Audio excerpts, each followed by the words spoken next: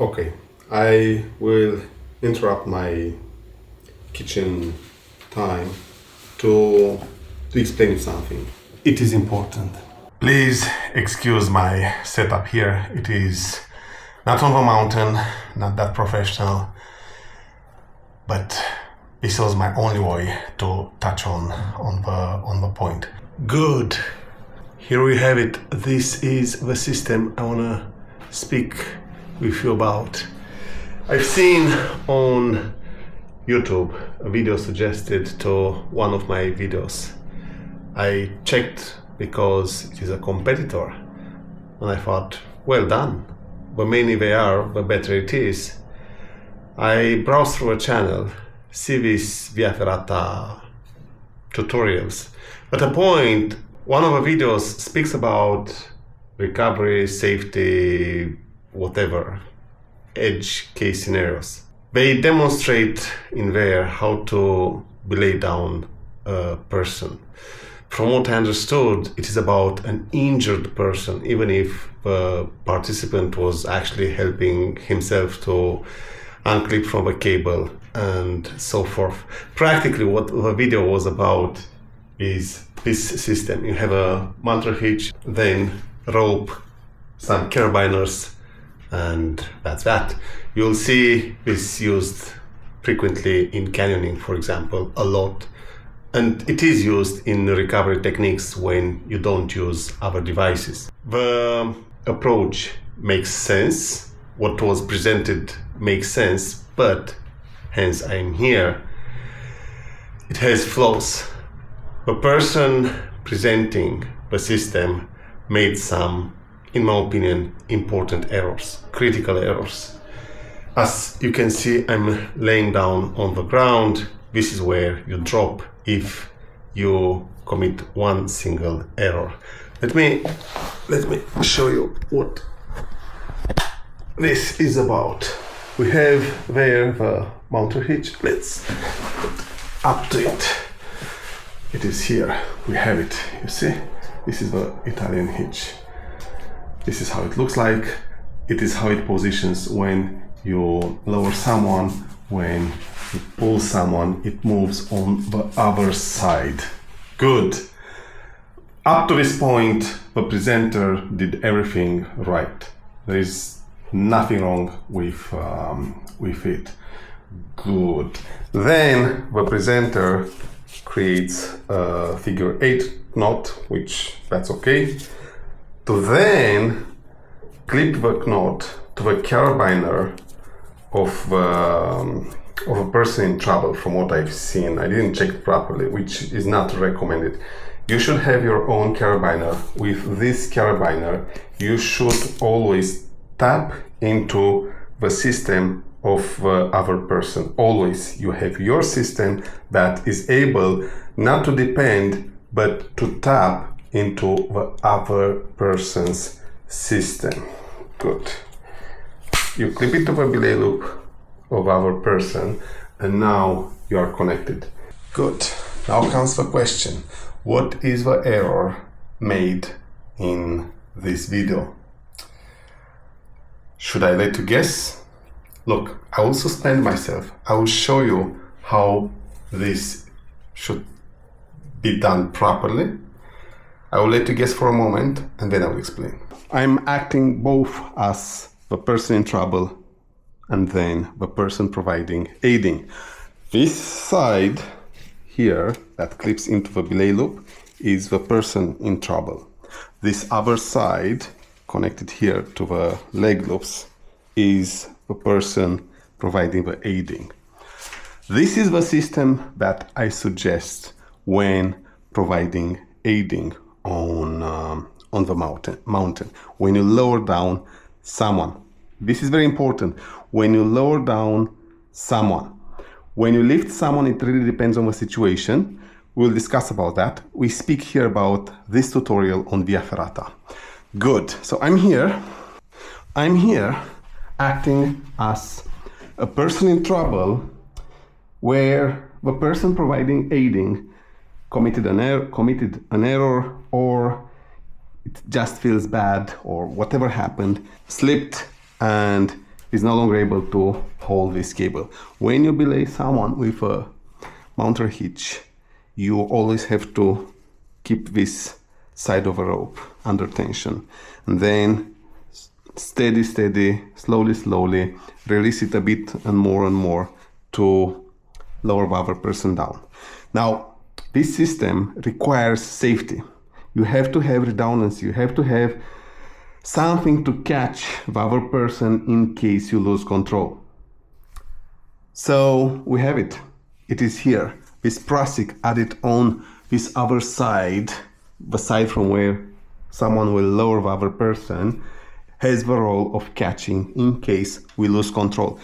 It is often that one will lose control for various reasons. Loses equilibrium, maybe the other person is too heavy, who knows what else might happen. Maybe a rock comes from above, this other person belaying, the other person tries to avoid the rock and releases, or any other thing. When we take responsibility over the life of someone else, we need to make sure we do this. I've seen in canyoning, they lower people down, the guides lower people down without using a prusik in the rush of just getting through the segment. While it is working to cycle as many tourists as possible, it is dangerous. I've seen people not that experienced lowering other people, committing errors. There is always a risk involved. Me putting my life in their hands, I'm not feeling that comfortable. Hence, I prefer to see such redundancy on their systems when lowering people down. Good. Now, this is, in my opinion, the correct way of doing it. As you can see, I don't have to hold myself because the prusik will do it. Let's release now. Let's relax the prusik a bit, because we presume the prusik in initial form is not under tension, so relaxed like this. The prusik goes up and down easily. Good. Now, I'm not relying on the prusik to hold myself up. Give me a moment. Good. I'm not relying on the prusik. I'm relying on my hand to show you. Look here, the slack. I'm not relying on the prusik. Now, let's see what will happen if I lose control. I'm here. Oh, the prusik catched me. Without the prusik, I will show it to you, but will hurt my back. Let's see what will happen without the prusik. Let's see what will happen when I will lose control while lowering someone down. This will hurt. Let me just a bit, get myself closer to the ground. Okay, I'm closer to the ground. As you can see, I'm holding with my hand, which is enough for my weight with the Munter hitch. It's enough to just hold with one hand. Let's simulate the smallest mistake. Oh, ouch, the smallest mistake. Yes, you can hold someone with one hand. It only takes one small error. Oh, my back. I'm so old.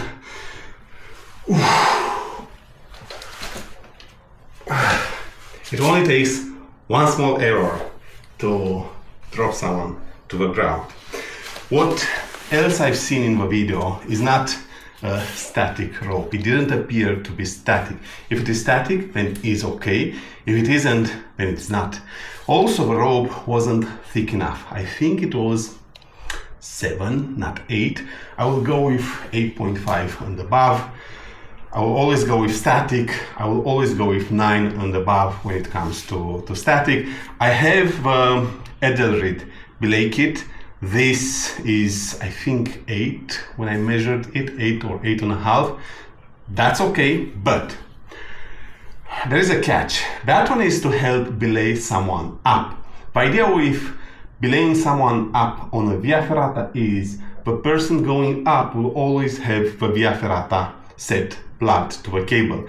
When you belay someone in an aiding situation to get that person out of the mountain and belay down the person, you disconnect that person from the Via Ferrata system altogether. What this person in this tutorial did is not to test the belay system on the person. This person asked the other participant to just disconnect without first testing. You test. You always clip the person you aid and lift that person in your system. You lift that person to make sure the system does the correct thing. Only after, when the person is lifted high enough and you, not the other person, you can disconnect that person from the Via Ferrata system, then you start lowering the person down. Another error. I will summarize all of them in a moment.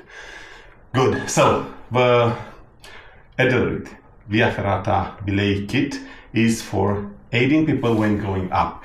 Why the thickness of a rope is not necessarily that critical or important. Why 8 millimeters will just go with no problem? Because you are aiding the person to go up on verticals. What this means is, what you want is to break the person from falling in the middle of the segments, into falling into the Via Ferrata set.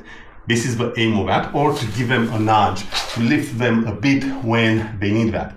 Now, what happens here is that person will always be connected through a Via Ferrata set to the safety steel cable. You don't short circuit the system. You don't disconnect the person. You aid the person. Hence, let's suppose, will not happen with 8 millimeters rope.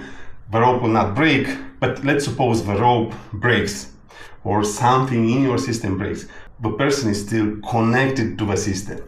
When you lower someone down, most of the times, if the person is unconscious for sure, if a person is conscious and can participate and the route allows, maybe that person will keep doing the anchor point transition while going down. But if you totally disconnect the person, you want to have control over the safety of that person. Hence, you'll have a good rope, a thick rope, to ensure that nothing will happen. That rope will be rock solid. And then you will put a prusik like this, which has the role to catch a fall, to break. This is a progression capturing device. Good. So let's recapitulate the errors. Thin rope, which can be a problem. You should use static rope. Using dynamic rope can be a problem. When you use this system, which is an amazing system to lower people down, when the people depend only on your system, make sure to have a progression capturing something in there, either a device or a combination of carabiners with prusik.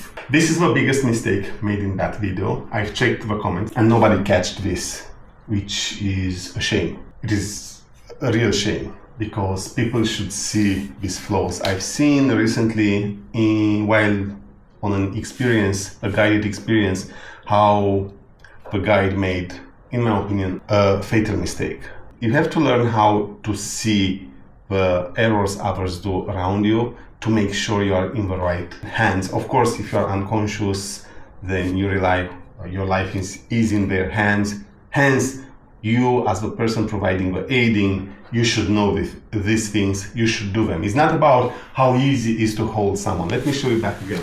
With the Munter Hitch, with this one, it's that easy. I can hold myself with just 2 fingers. It is that easy. But the moment I commit an error, I'm falling down. I hope you got the idea. Make sure you add redundancy to your system. Make sure to use the correct gear. Yes, you can get by with thinner rope, for example. Nothing will happen. Do you want to take that chance? You should not, because it's not your life there. It is the life of a person you are lowering down. Yes, you will be able, with no incident, to lower someone down without putting a prusik on the rope to capture the progression in case you lose control. Many times nothing will happen. You want to avoid that single time when disaster occurs. Because again, it's not your life in your hands. this other person life in your hands.